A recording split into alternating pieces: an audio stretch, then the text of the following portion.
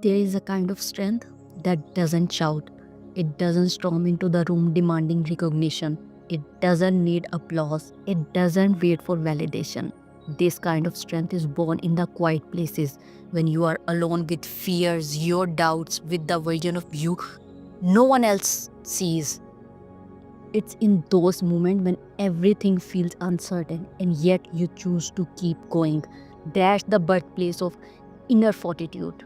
I have learned that real power is not about controlling others, it's about mastering yourself, your emotions, your reactions, your patterns. When everything around you feels chaotic, your ability to stay centered is a superpower. It's a bulletproof mindset. People often mistake silence for weaknesses, but let me tell you, the deepest, most unwavering power lies in the person who doesn't flinch when life gets hard. That is the person who's done the inner work. We don't get to this place overnight, it's a process, and often a painful one. You walk through heartbreak, failure, loss, even betrayal. You cry, you break, but you also rebuild. And each time you do, you place a new brick in the foundation of who you are becoming, a stronger, wiser, more grounded version of yourself. That is not a small thing, that is sacred work. Some of the most powerful lessons come dressed as devastation. You think you are being broken down, but you are actually being broken open. Life doesn't test you to punish you, it tests you to reveal who you are when everything is stripped away.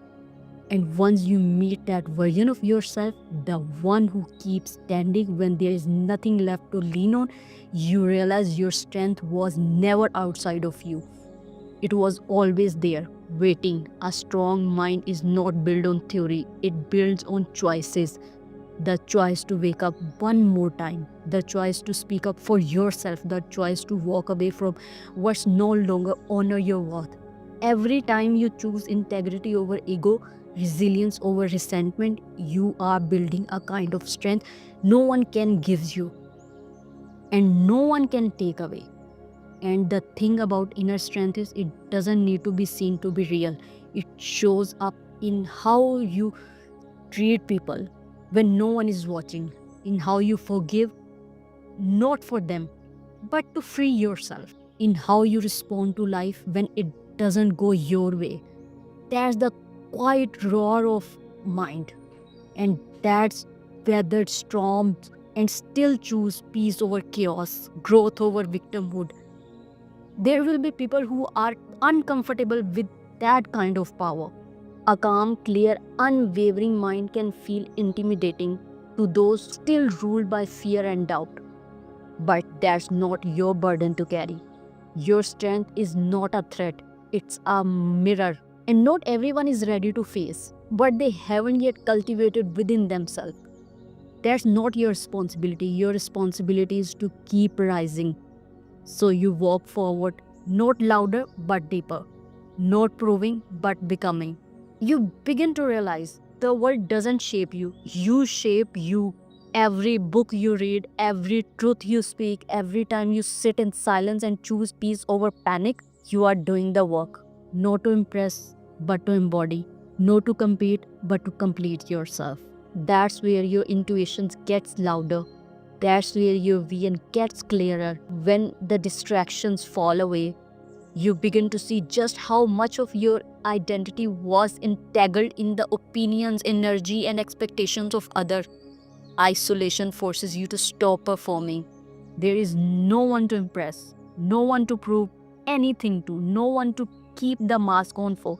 And in that space, you begin to meet yourself. You start to notice what drains you and what fills you. You remember the dreams you silenced. You begin to heal the wounds you ignored. You learn how to sit with yourself and eventually how to love what you find in isolation. You strengthen the muscle of self reliance. You learn how to create your own pace, your own joy, your own sense of meaning. You stop waiting to be saved because you realize you have always been whole. You just need space to hear your own voice again. Not everyone will understand this part of your journey. They'll ask why you have pulled away, why you are so quiet, why you are not as available. But you are not disappearing, you are not deepening, you are not lost, you are being refined. Growth doesn't always look like blooming. Sometimes it looks like retreating so you can root more deeply. And the beauty is when you re emerge, because you will, you come back different. You speak with more intention, you walk with more peace. You stop chasing because you found clarity in this stillness. You become less reactive, more reflective, less driven by urgency, more guided by truth. What once felt like loneliness now feels like alignment. What once felt like separation now feels like sanctuary. What once felt like absence now feels like presence. Your own presence, finally whole, finally heard, finally home. You are not born to ask the world if it's okay to shine. You were not placed here to wait for applause before you move, before you speak, before you rise. The extraordinary in you doesn't need approval, it needs awakening. Too often we dim our brilliance to avoid making others uncomfortable. But your light was never meant to be filtered through someone else's expectations. There will always be people who don't understand your drive, who can't see your vision, who whisper that you are too much, too bold, too different. But those voices are not your compass. Your soul already knows where it is going.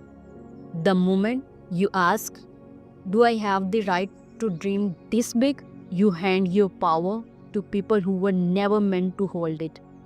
Extraordinary doesn't wait for perfect time. It moves when the calling is loud. Even when the path is unclear, it says yes before the world is ready. And often the world is never ready for someone who refuses to play small. That's not your concern. Your job is to walk in alignment, not in agreement with others' expectations. We are taught to follow the rules, to blend in, to make ourselves digestible, but everything about the extraordinary defines that it stands when others sit. It speaks what others fear to say. It dreams out loud. It risks failures. It breaks molds.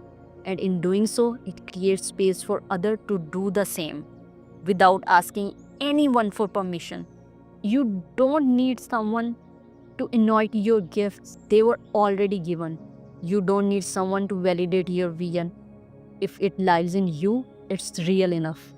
The question is not, am I allowed to be extraordinary? The question is, am I willing to stop hiding behind mediocrity just to feel accepted? People will try to measure your worth by the standard they were taught. But when you live from a deeper place, from purpose, from knowing, from calling, you step outside those measurements altogether. You stop shrinking to fit into rooms not built for your wingspans. You stop asking to be seen and start seeing yourself fully, boldly, entirely. Choosing to be extraordinary is not about ego, it's about responsibility. If you have been given a gift, a voice, a vision, then you have been asked to use it. Not later, not someday, now. The world doesn't need another person following the script. It needs someone brave enough to write their own. And if your path scares people, challenge them, shake them awake, that's not a sign to stop. That's a sign you are doing something worth noticing.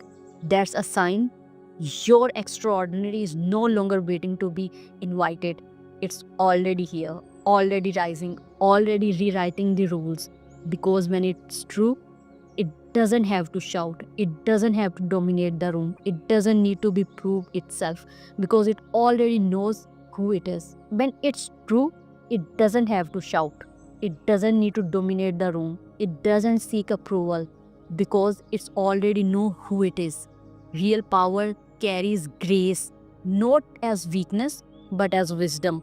It's the presence that enters softly and shifts the entire atmosphere. It is firm without being forceful. It is clear without needing to crush. Grace and power is choosing compassion when you could choose control. It's knowing you could win the argument but choosing peace. Because peace is more valuable than being right. It's having the authority to impose but choosing instead to inspire. That kind of power doesn't come from a title or a spotlight, it comes from alignment with something deeper than ego. We live in a world that confuses loudness with leadership, but grace doesn't need to be loud to be lasting. When you embody grace in your power, you don't just lead, you elevate. You don't just achieve, you uplift. You don't just take up space, you create space for others to rise with you. Grace is not a passive, it's active, intentional, discerning. It means showing up with strength and softness at the same time. It means knowing when to speak and when silence carries more weight. It's the quiet authority of someone who has done the inner work, who has faced their own shadows and still choose to respond, not react.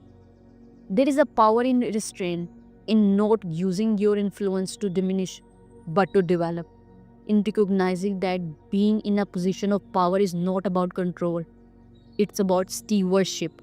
Grace reminds you that the higher you go, the more humility is required. That's real leadership is measured not by how many follow you, but how many you lift while leading. To carry grace, power, is to move with self respect and mutual respect. It means not abandoning your value for validation, it means honoring your voice without silencing other. It's the kind of presence that make people feel seen, not small. Because you don't need to dim others to shine. You shine because you are rooted. There is a kind of stillness in people who carry both grace and power. They don't chase approval because they have made peace with themselves. They don't need to remind you who they are because their action already speak. And in a world full of noise and posturing, their presence feel like truth. To lead with grace and power is to know that influence is not about being above other. It's about standing fully in your truth so that other feel safe to do the same.